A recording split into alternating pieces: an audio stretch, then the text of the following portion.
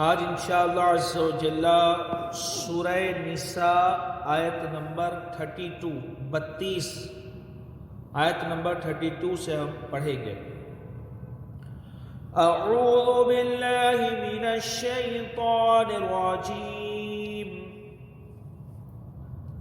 بسم اللہ الرحمن الرحیم۔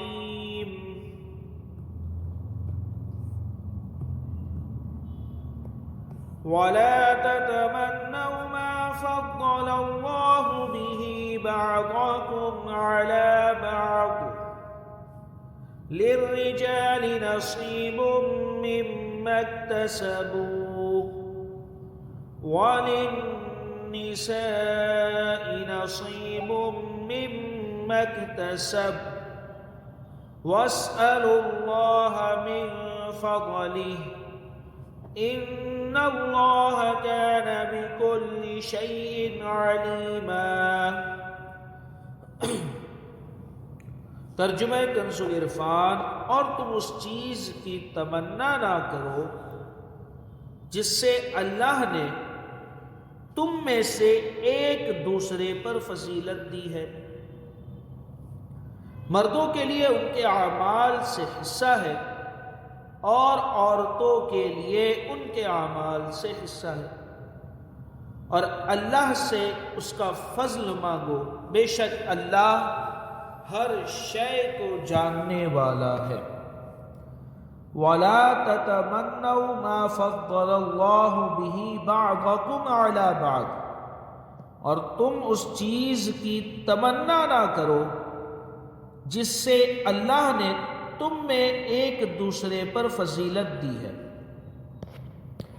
آیت کے اس حصے کے شان نزول کے بارے میں آتا ہے، جب میراث کی آیت نازل ہوئی اس کے اندر ہم نے پڑھے ہیں للذکر مثل حظ الانثیین، لڑکے کے لیے لڑکیوں سے دگنا حصہ ہے۔ تو آیت کا جب یہ آیت نازل ہوئی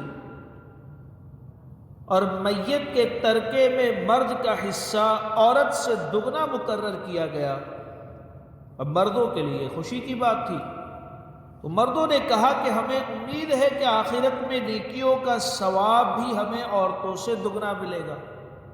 دنیا کے اندر تو ہمیں اللہ کی رحمت سے دگنا حصہ مل ہی رہا ہے، آخرت میں بھی انشاءاللہ نیکیوں کا دگنا ثواب ملے گا۔ اب جب عورتوں نے یہ سنا تو عورتوں نے کہا کہ ہمیں امید ہے کہ گناہ کا ہمیں جو ہے آخرت میں گناہ کا عذاب مردوں سے زیادہ ہوگا۔ عورتوں نے یہ سنا تو کہا کہ عورتوں نے جب یہ سنا تو کہا کہ امید ہے کہ گناہ کا عذاب ہمیں مردوں سے آدھا ہوگا، ہمارا آدھا حصہ ہے۔ اس پر یہ آیت نازل ہوئی اور اس میں بتایا گیا کہ اللہ تعالیٰ نے جس کو جو فضیلت دی وہ عین حکمت ہے، بندے کو چاہیے کہ وہ اس پر راضی ہو۔ اب آیت کا جو دوسرا حصہ ہے للرجال نصیب مما اکتسبوا وللنساء نصیب مما اکتسبن، مردوں کے لیے ان کے اعمال میں سے حصہ ہے اور عورتوں کے لیے ان کے اعمال سے حصہ ہے۔ یہ جو آیت مبارکہ کا حصہ ہے اس کے شان نزول میں ہے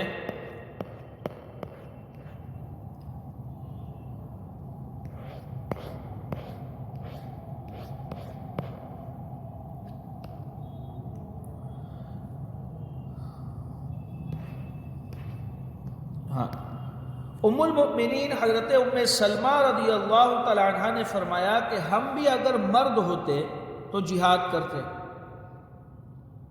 یہ صحابیات میں سے ہے ام سلمہ رضی اللہ تعالی عنہ، انہوں نے فرمایا کہ ہم بھی اگر مرد ہوتے تو جہاد کرتے اور مردوں کی طرح جان فدا کرنے کا ثواب عظیم پاتے۔ تو یہ آیت کریمہ نازل ہوئی اور انہیں تسکین دی گئی کہ مرد جہاد سے ثواب حاصل کر سکتے ہیں تو عورتیں شوہروں کی فرما برداری اور پاک دامنی سے ثواب حاصل کر سکتی ہے۔ للرجال نصیب مما اکتسبوا، مردوں کے لیے ان کے اعمال سے حصہ ہے، وللنساء نصیب مما اکتسب، اور عورتوں کے لیے ان کے اعمال سے حصہ ہے۔ تو یہ آیت کا پہلا حصہ پڑھے، اس کا شان نزول، دوسرا حصہ اس کا شان نزول، واسألوا اللہ من فضلی، اور اللہ سے اس کا فضل مانگو۔ کوئی کتنی بھی نیکیاں کر لے، کتنا بھی بڑا عبادت گزار ہو، کتنا بھی بڑا نیک شخص ہو، اسے اللہ کے فضل کی حاجت ہے۔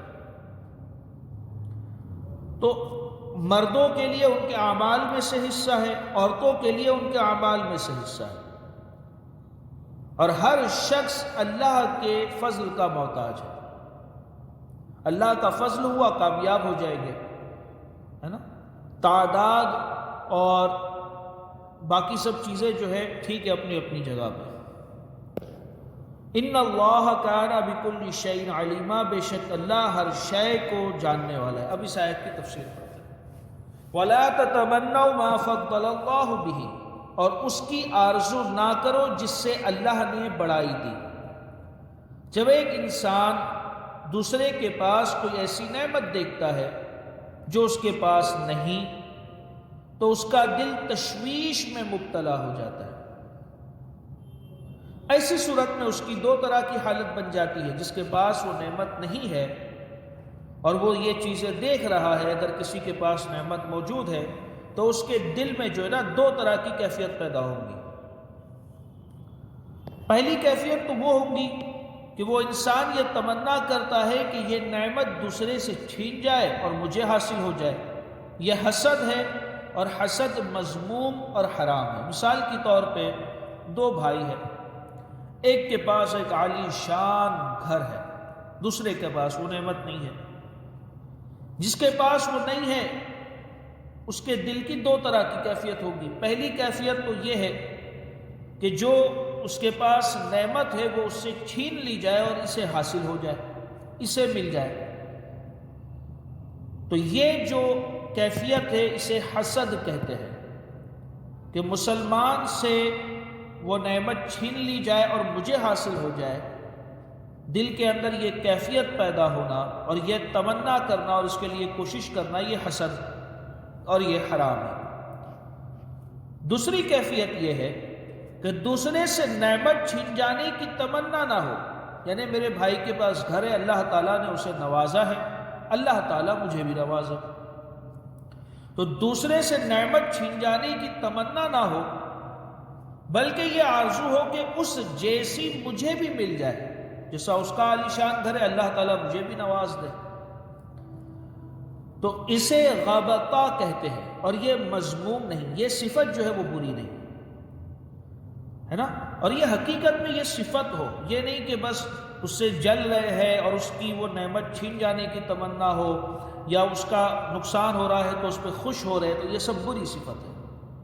ہاں یہ ہے کہ اسے اللہ تعالیٰ نے اتنا نوازا ہے، اللہ تعالیٰ مجھے بھی نواز دے، تو اب یہ جو ہے مذموم صفت نہیں ہے، یہ غبطہ کہلاتی ہے۔ لہٰذا اللہ تعالیٰ نے جس بندے کو دین یا دنیا کی جہت سے، چاہے دینی طور پر ہو یا دنیاوی طور پر ہو، جو نعمت عطا کی ہے اسے اس پر راضی رہنا چاہیے۔ جسے جو ملا اس پر وہ راضی رہے، اور جسے نہیں ملا، اس کے بھائی کو کسی کو ملا، اس پر بھی وہ راضی رہے کہ رب نے جو مجھے دیا اللہ کا شکر ہے، جو اسے دیا اس پر بھی اللہ کا شکر ہے۔ اب آیت کے اس حصے کا جو شان نزول ہے، جو ہم نے پہلے پڑھے، میں واپس سے پڑھ دیتا ہوں۔ جب آیت میراث نازل ہوئی، للذکر مثل حظ الانثیین، آیت کا یہ حصہ جب نازل ہوا اور میت کے ترکے میں مرد کا حصہ عورت سے دگنا مقرر کیا گیا، تو مردوں نے کہا ہمیں امید ہے کہ آخرت میں نیکیوں کا ثواب بھی ہمیں عورتوں سے دگنا ملے گا، اور عورتوں نے کہا کہ ہمیں امید ہے کہ گناہ کا عذاب ہمیں مردوں سے آدھا ہوگا۔ اس پر یہ آیت نازل ہوئی، اور اس میں بتایا گیا کہ اللہ تعالیٰ نے جس کو جو فضیلت دی وہ عین حکمت ہے، بندوں کو چاہیے کہ وہ اس کی قضا پر راضی ہو۔ کوئی بھی نعمت کسی کو بھی ملی، کسی بھی مسلمان کو ملی، چاہے وہ دینی طور پر ہو یا وہ دنیاوی طور پر ہو، اس پر اللہ کا شکر ادا کرے اور اس پر راضی ہو۔ یہ تمنا کرنا کہ اس سے وہ نعمت چھین لی جائے، یہ حسد اور بری صفت ہے۔ دل کے صبر اور قرار کا نسخہ، یہ جو ہے نا دل کے صبر اور قرار کا نسخہ ہے کہ اللہ عز و جل کی رضا پر بندہ راضی رہے، ورنہ دنیا میں کوئی شخص کسی نعمت کی انتہا کو نہیں پہنچا۔ کسی کو بھی جو ہے آپ کتنا بھی اچھا گھر لے لیں، آپ سے اچھا گھر والا موجود ہوگا، آپ کتنی بھی اچھی گاڑی لے لیں، آپ سے اچھی گاڑی والا موجود ہوگا۔ تو کوئی بھی شخص کسی بھی نعمت کی انتہا کو تو پہنچ ہی نہیں سکتا، اور اگر بالفرض کوئی پہنچا بھی ہو تو کسی دوسری نعمت میں ضرور کمتر ہوگا۔ کسی کے پاس ہو سکتا ہے عالی شان گھر ہو، بنگلہ ہو سکتا ہے اولاد نہ ہو، یا اولاد ہو تو بگڑی بھی ہو۔ تو اگر کسی کو کوئی ایک چیز ملی ہے تو ہو سکتا ہے وہ دوسری نعمت میں کمتر ہو، یا سب کچھ ہو صحت نہ ہو۔ تو کسی کے بھی تعلق سے یہ تمنا کرنا کہ اس کی نعمت زائل یا برباد ہو جائے، یہ مذموم صفت اور اس سے منع کیا گیا ہے۔ حضرت عبداللہ بن عباس رضی اللہ تعالی عنہ سے روایت ہے کہ سرکار علی وقار صلی اللہ تعالی علیہ وسلم نے ارشاد فرمایا، اگر ابن آدم کے پاس مال کی 2 وادیاں ہو، 2 بستی بھر کے اس کے پاس مال ہو، 2 وادیاں ہو، تو وہ یہ پسند کرے گا کہ اس کے پاس تیسری وادی بھی ہو، اور اس کا پیٹ تو مٹی ہی بھر سکتی ہے۔ اللہ تعالیٰ اس کی توبہ قبول فرمائے گا جو توبہ کرے۔ یہ حدیث پاک ہم نے پڑھا۔ حضرت ابو ہریرہ رضی اللہ تعالی عنہ سے روایت ہے کہ رسول کریم صلی اللہ تعالی علیہ وسلم نے ارشاد فرمایا، تم اپنے سے نیچے والے کو دیکھو۔ ہمیں یہ چاہیے کہ ہم سے نیچے والے کو دیکھیں، اوپر والے کو نہ دیکھیں۔ جس کے پاس بھاڑے کا مکان ہے وہ اللہ کا شکر ادا کرے کہ لوگ جھوپڑے میں رہ رہے اور اس کا بھاڑا بھر رہے۔ جس کے پاس خود کا مکان ہے وہ اس پر شکر ادا کرے کہ اللہ نے خود کا مکان دیا، لوگ بھاڑے پہ رہ رہے۔ جس کے پاس بنگلہ ہے وہ اللہ کا شکر ادا کرے، اور اپنے سے نیچے والے کو دیکھے کہ یار لوگ تو کیسے ایک فلیٹ میں ایک روم میں رہ رہے۔ اسی طریقے سے اگر کسی کی تنخواہ 50,000 روپے تو اپنے سے نیچے والوں کو دیکھے کہ کسی کی تنخواہ 15,000 روپے اور وہ خوش ہے، اور اس پر اللہ تعالیٰ کا شکر ادا کرے۔ تو رسول کریم صلی اللہ تعالیٰ علیہ وسلم نے ارشاد فرمایا، تم اپنے سے نیچے والوں کو دیکھو، اور جو تم سے اوپر ہو اسے نہ دیکھو۔ اگر اوپر والوں کو دیکھو گے تو تمہاری زندگی کا جو سکون ہے وہ ختم ہو جائے گا۔ تمہارے پاس جو کچھ نعمت موجود ہے تم اس کو نعمت سمجھو گے نہیں۔ اگر تم اپنے سے اوپر والوں کو دیکھو گے تو تمہارے پاس جو نعمت موجود ہے تم اس کی قدر کیسے کرو گے؟ تم زندگی میں سکون کیسے حاصل کرو گے؟ تم اپنے سے نیچے والے کو دیکھو اور جو تم میں سے اوپر ہو اسے نہ دیکھو۔ یہ اس سے بہتر ہے کہ تم اللہ تعالیٰ کی اپنے اوپر نعمت کو حقیر جانو۔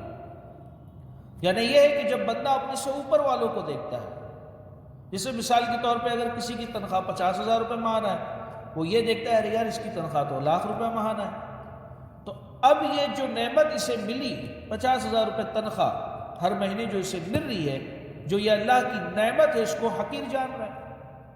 اسی طریقے سے اگر کسی کے پاس ایک گھر ہے، مثال کے طور پہ 1 BHK ہے، اب وہ دیکھ رہا ہے کہ کسی کے پاس 3 BHK ہے، تو اب یہ جو 1 BHK کی جو نعمت تھی اس کو یہ حقیر جان رہا ہے، کیونکہ اس کی نظر تو ادھر ہے نا، اپنے سے اوپر والے کی طرف ہے۔ لِلرِّجَالِ نَصِيبٌ مِّمَّا اكْتَسَبُوا، مردوں کے لیے ان کی کمائی سے حصہ ہے۔ اس کا شان نزول بھی ہم نے سنے کہ ام المؤمنین حضرت ام سلمہ رضی اللہ تعالی عنہا نے فرمایا کہ ہم بھی اگر مرد ہوتے تو جہاد کرتے، اور مردوں کی طرح جان فدا کرنے کا ثواب عظیم پاتے۔ اس پر یہ آیت کریمہ نازل ہوئی اور انہیں تسکین دی گئی کہ مرد جہاد سے ثواب حاصل کر سکتے ہیں تو عورتیں شوہروں کی فرما برداری اور پاک دامنی سے ثواب حاصل کر سکتی ہے۔ تو للرجال نصیب مما اکتسبوا وللنساء نصیب مما اکتسبن، ہے نا، واسألوا اللہ من فضلہ، اور اللہ سے اس کا فضل مانگو۔ سبحان اللہ، دلوں کے قرار کا کتنا پیارا بیان فرمایا کہ اللہ عز و جل سے اس کا فضل مانگو، کہ حقیقت میں سب سے بڑی چیز اللہ کریم کا فضل اور کرم ہے، چاہے دنیاوی طور پر ہو چاہے اعمال کے اندر ہو۔ ایک دنیاوی طور پر کتنا بھی کامیاب شخص ہو وہ رب کے فضل کا محتاج ہے، ورنہ اسے زیرو ہونے میں وقت نہیں لگے گا۔ اسی طریقے سے دینی طور پر بھی کتنا بھی نیک شخص ہو، کتنا بھی عبادت گزار شخص ہو، وہ بھی اللہ تبارک و تعالیٰ کے فضل کا محتاج ہے۔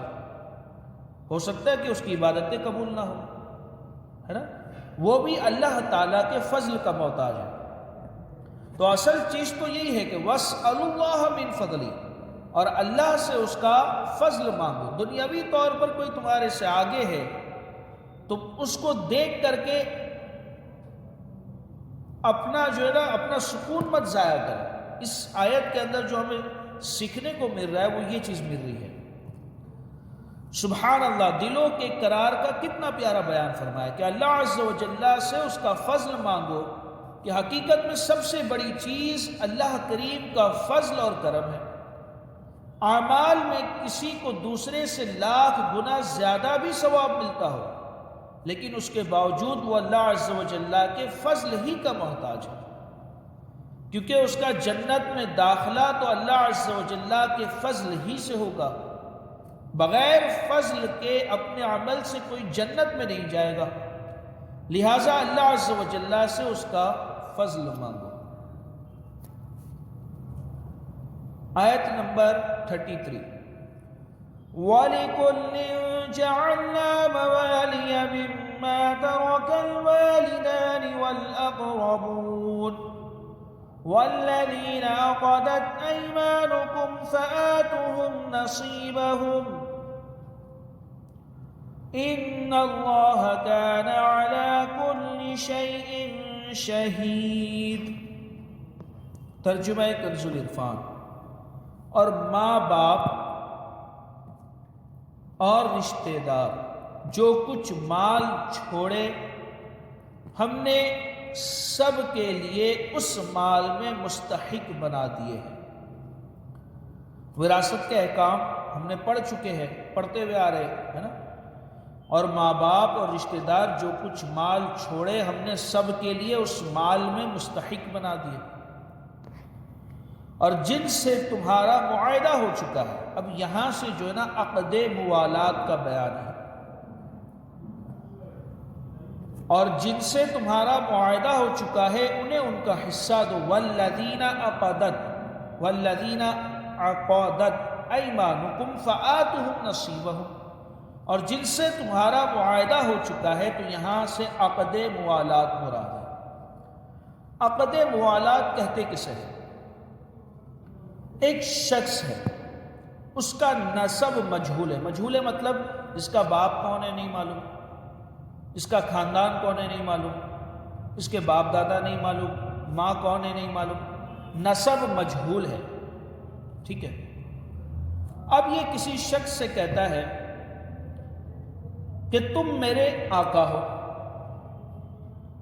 اگر میں مر جاؤں گا تو تم میرے وارث ہو، جو کچھ میرا ہے وہ تمہارا ہو جائے گا، اور اگر میں کوئی غلطی کرتا ہوں تو میری جو دیت ہے، جو فدیہ ہے، جو دیت ہے، جو تمہیں دینے کو لازم آئے گا دیت، وہ تم ادا کرو۔ میں تمہارا غلام ہوں اور تم میرے مولا ہو، تم میرے آقا ہو، اگر میں مر جاؤں گا تو تم جو ہے میرے وارث بن جاؤ گے، جو کچھ میرا ہے وہ تمہارا ہو جائے گا، اور اگر میں کوئی غلطی کرتا ہوں جس میں دیت ادا کرنا ہے تو تم ادا کرو گے۔ تو اسے عقد موالات کہتے ہیں۔ والذین عقدت، اور جن سے تمہارا معاہدہ ہو چکا ہے، عقدت ایمانکم فآتہم نصیبہم، تو انہیں ان کا حصہ دے دو۔ مطلب یہ معاہدہ درست ہے۔ اب اگر سامنے والے نے قبول کر لیا، ٹھیک ہے قبول ہے، اب اگر یہ مرا تو جو اس کا مولا ہے، جس کو اس نے اپنا مولا بنایا تھا، یہ اس کا وارث بن جائے گا۔ اسی طریقے سے اگر اس نے کوئی جرم کیا تو اس کی دیت بھی پھر اسے ادا کرنی ہوگی۔ تو یہ آپس میں ایک بیع ہو گئی ہے نا۔ تو اب یہ جو بیع ہوئی ہے درست ہے، فآتہم نصیبہم، تو انہیں ان کا حصہ دو۔ ان اللہ کان علی کل شیء شہید، بے شک اللہ ہر شے پر گواہ ہے۔ والذین عقدت ایمانکم، اور جن سے تمہارا معاہدہ ہو چکا ہے، اس سے عقد موالات مراد ہے۔ اس کی صورت یہ ہے کہ ایسا شخص جس کا نسب مجہول ہو، معلوم ہی نہ ہو، وہ دوسرے سے یہ کہے کہ تو میرا مولا ہے، میں مر جاؤں تو تو میرا وارث ہوگا، اور میں کوئی جرم کروں تو تجھے دیت دینی ہوگی۔ دوسرا کہے میں نے قبول کیا۔ اس صورت میں یہ عقد صحیح ہو جاتا ہے اور قبول کرنے والا وارث بن جاتا ہے، اور دیت بھی اس پر آ جاتی ہے جس نے قبول کرا ہے۔ اچھا، اب جس کو آفر کیا گیا، ایک شخص جس کا نسب مجہول ہے، اس نے کہا کہ تو میرا مولا ہے۔ اب جس کو اس نے آفر کرا، وہ بھی اگر اس کا بھی نسب مجہول ہو، اور وہ بھی یہ کہے ٹھیک ہے ایک کام کرتے، اگر میں بھی مر جاؤں گا تو تو میرا وارث ہے، اور اگر میں کوئی غلطی کروں گا تو اس کی دیت ادا کرے گا، یعنی آپس میں ایک دوسرے نے یہ ڈیل کر لی۔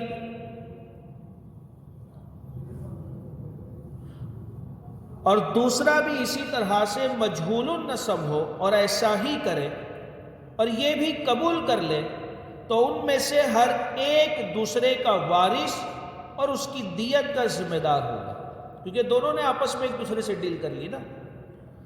اور یہ عقد صحیح ہے، یہ عقد ثابت ہے، اور صحابہ کرام رضی اللہ تعالیٰ عنہم اس کے قائل ہیں۔ یہ عقد سمجھ میں آیا، عقد موالات۔